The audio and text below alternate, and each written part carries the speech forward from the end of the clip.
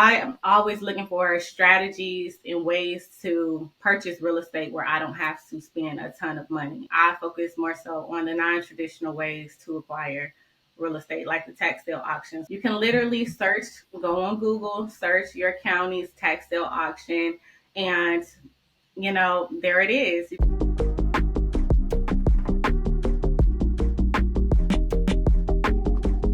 Tierra, thank you for joining me on our Thought Leader Spotlight series. I'm your host over here, Matt Camp, head of partnerships at DealMachine. And on these, we really like to shine an industry spotlight on experts like yourself, hear your inspiring story and how you see the real estate world evolving. So today, really excited to welcome on Tierra Long.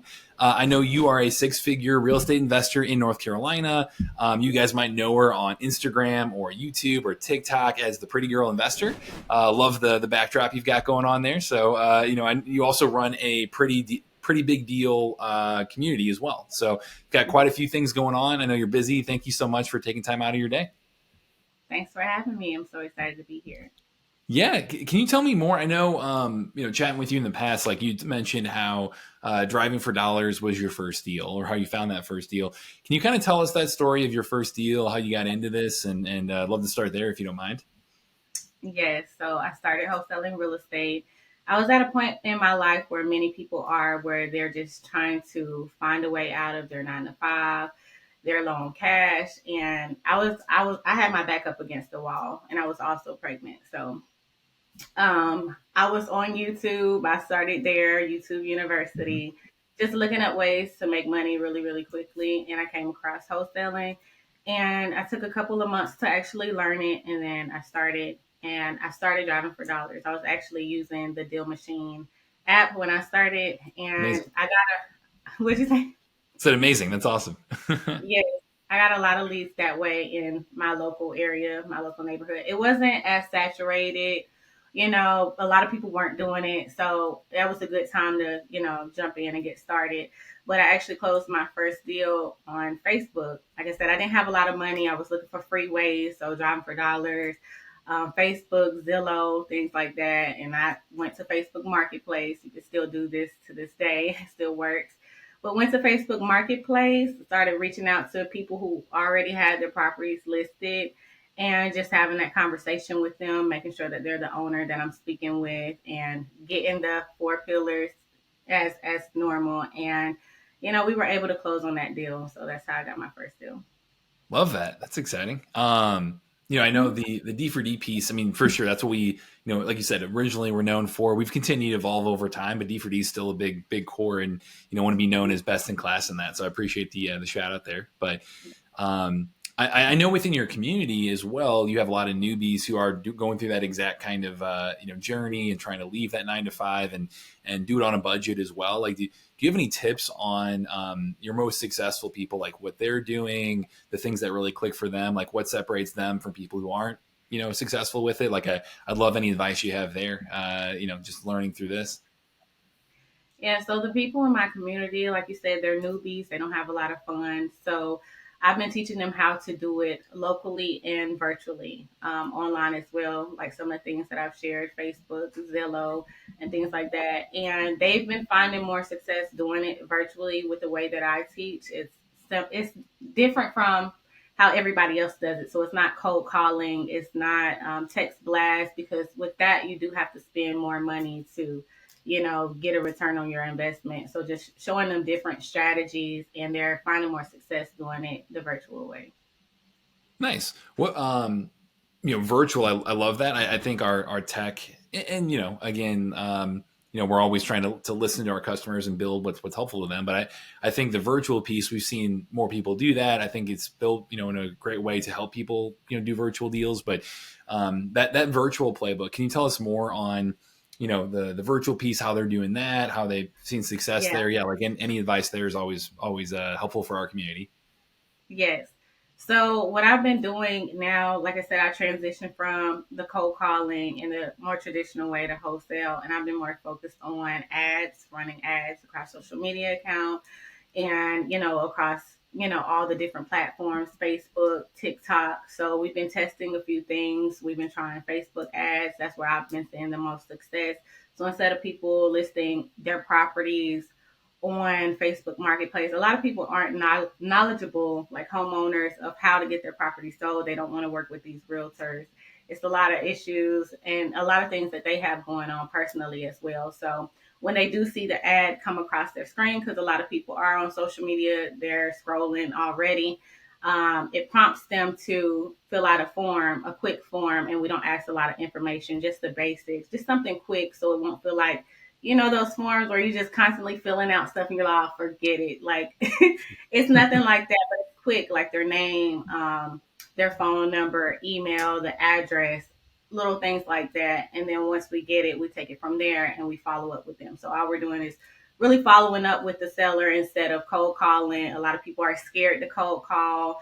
So now you have an inbound lead and you have all their information. All you have to do is follow up, get a few more details, and then lock it up. Love it. Yeah. Yeah. I mean, I think the online ad piece, we've seen that really grow in popularity. And, even within DealMachine, I mean, you have unlimited free contact info, email addresses, phone numbers, things like that can help aid those types of online marketing campaigns. So, Mm-hmm. yeah, we're always trying to be supportive there. But, Yes. I know you talked a little bit around, obviously you've done, plenty of wholesale deals, but also buy and hold being a aspiration of yours, and you're kind of sounds like transitioning into that. Can you tell us more about that journey and why you're looking to build that portfolio as well? Yes.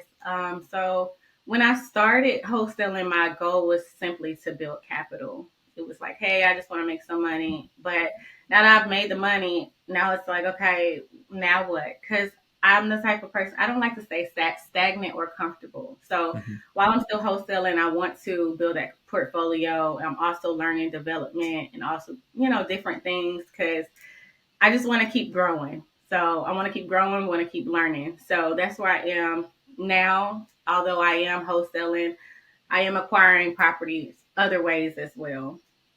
Nice. Is there anything so far, like as you have been getting into that? Because there's definitely a good number of people in our community who have that aspiration too of like, great, love to build the active income, maybe continue doing that, but then buy and hold the best ones, right, and move into that kind of generational wealth building, that long term wealth building. Is there anything you've learned there that so far in that journey that you can share with our audience of, hey, whether it be mindset or individual things you're doing there to help them be more successful?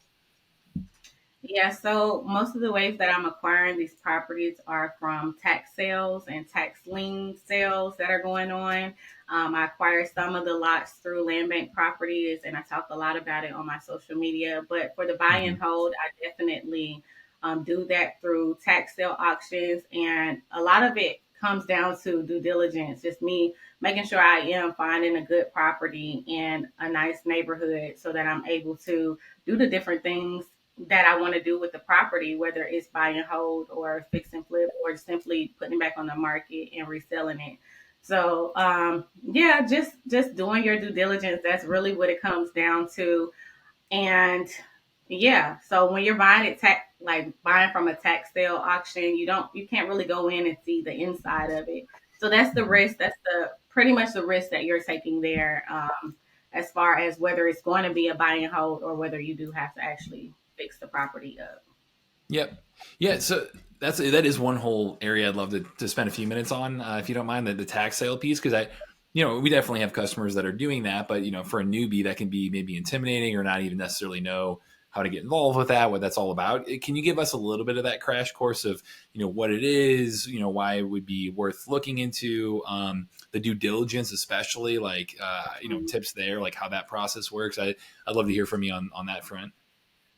So getting into tax sale auctions is fairly simple. Like I am always looking for strategies and ways to purchase real estate where I don't have to spend a ton of money. I feel like a lot of people focus on the traditional way to buy real estate. A lot of people don't have good credit, to be qualified for these traditional loans and certain qualifications that are needed, like their DTI is too high. It can be really anything, even though they're working so hard at their 9 to 5. So I focus more so on the non traditional ways to acquire real estate, like the tax sale auctions, where you don't need any credit. They don't focus on your work history. W-2 tax returns or anything like that. You can literally search, go on Google, search your county's tax sale auction, and there it is. You can click on it. They should give you a list of upcoming properties at the next tax sale auction, which the list is for you to do your due diligence before the actual sale starts. So, researching the property, making sure there's no liens. It's already delinquent on taxes, but making sure it's not in a flood zone, just different things like that before you're actually going out and bidding on these properties. Also, not overbidding for these properties, because sometimes they're not even worth all of that. You're just getting into bidding wars with people. So just knowing the value of the property that you're buying is important as well. Yeah, that's definitely something. I mean, we're up to over 700 data points inside DealMachine that you can look at for an individual property, whether it be about the land itself. Flood zone's a great example. Like you said, is there any lien against it? Is there, the tax, delinquency you mentioned, like that's all in there. Talking about, again, the property itself. We have demographic data for the owners even as well, which, doesn't apply maybe as much in this scenario, but for sure, like that due diligence piece is something that we are trying to always continue to get better and better and better at for people. Yeah. The knowing, like you said, what it's worth, like that ARV, right, is obviously very important, but that big question mark, like you mentioned, the rehab costs, like how do you kind of deal with that? Like, what's your analysis of, of that piece when you can't, like you said, you can't be doing as much there as you maybe would like to. Right.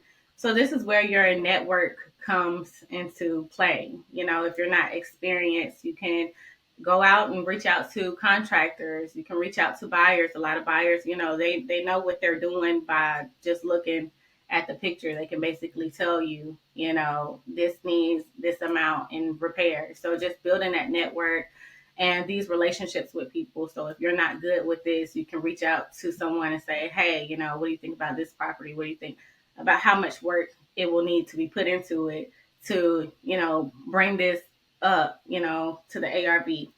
So just building the network is very important. Yeah, and absolutely, that's something that we always actively preach. I think in general, our most successful customers, they're doing exactly what you're talking about. They're networking, they're getting out there, and maybe they're part of a community, or they've got that support to fall back on, and they're leading with action. So if they Right. lead with action, get out there, identify sellers, start talking to them, and then have that network to fall back on and say, what do you think of this, or what should I do here? And like that combination of learning and like you said, putting yourself in like an uncomfortable situation, it means you're learning, you're pushing yourself, you're growing, right? So that Right. uncomfortable feeling, like you said, is you growing. So that's Right. what we've seen just across the board is a common thing across all, our most successful people in general. So Yeah, you definitely can't be scared to talk to people in real estate at all. Like, you want to have to get out of that uncomfortability of it all. So it's yeah, very important. yeah, Hmm. it's a person game, in general, right? So, um, one thing I was checking out your site as well, in terms of like you have a lot of ebooks, a lot of just ability, just a lot of things to help people jump in there and take that and learn for themselves and go and start taking action. One piece I noticed was the field inspections, stuff that you've done. Is that still something that you recommend to people if they're looking at like generating active income too? Like, I'd love to hear a little more about that. Yeah, so field inspections, they go out, they assess the property's condition for third party companies who are working with like property management, lenders, other bigger companies, and they go out and they're basically the boots on the ground. So they do all the work, for them as far as going in these properties, assessing them, taking photos and reporting back, and then they get paid to do that. So in wholesaling, we are already doing that. We need boots on the ground as well, and we're paying people. We're doing the exact same thing. It just has a different name for a different companies, but we're paying people to go out and take photos of these properties for us. So we are doing the exact same thing in a sense. So that's really all it is. You can make a lot of money doing this. Typically ranges from like $15 to $150, every Hmm. time you go out. And then if you are a notary, most companies praise notaries because they're already certified. They don't have to worry about, they're already professional. They don't have to worry about, people going up out there looking any type of way when they're going to these properties, meeting these Right. homeowners. So that's just a little tip there. And then that doesn't cost a lot to get started as a notary either. I am a notary as well. So just throwing that Nice. out. Yeah, it's always great to have those different kind of active sources of income, and then reinvest that into the real estate aspirations you have, right? So, Yes. um, amazing, awesome. Last thing I wanted to make sure I asked, because I know this is something that I'm always thinking about as well, but I know you are a busy mom yourself on top of everything else, right? Yes. Any tips there on, hey, we're always trying to figure it out. I mean, we have a lot of customers who are busy parents. A lot Hmm. of times that's the why of why they're getting into real estate is they want to either Yes. support their kids better, spend more time with them. Like that, that time and financial freedom piece is always a big driver. Like, do you have any being a busy mom and doing all this? Any tips of what's worked well for you to kind of balance quote unquote family and what you're doing in real estate? So I would definitely say get some systems in place with your business. You may also need to hire like a virtual assistant if you're doing real estate, people to help you out, make the calls for you. So that way you won't be like stuck to your computer 24/7. You can have some free time to spend time with your kids. So that and time management, just, having a routine that definitely helps. Creating a routine with yourself and with your kids. So Love that's the that. best advice that I got, but nothing's perfect. We're all Yeah, out we're all here. learning, right? Yes, Yep, trying to do the love best it. we can. Well, again, really appreciate you coming on and educating our audience on all of these things. I know, Tierra, what's the best way for people to get in touch with you? I know you have social media, you've got your community. Can you kind of talk a little bit more about that? Yes, you can reach out to me. Follow me on social media at the Pretty Girl Investor. I also have a community called the Pretty Big Deal Community. If you are a newbie, that is one of the best communities to get into. I also do one-on-one mentorship in there if needed. So Fantastic. Well, again, really enjoyed the conversation. Tierra, thank you so much for coming on. thank you for having me. Yeah, and to everyone watching, again, this is Matt Camp over here with Deal Machine, and happy deal finding.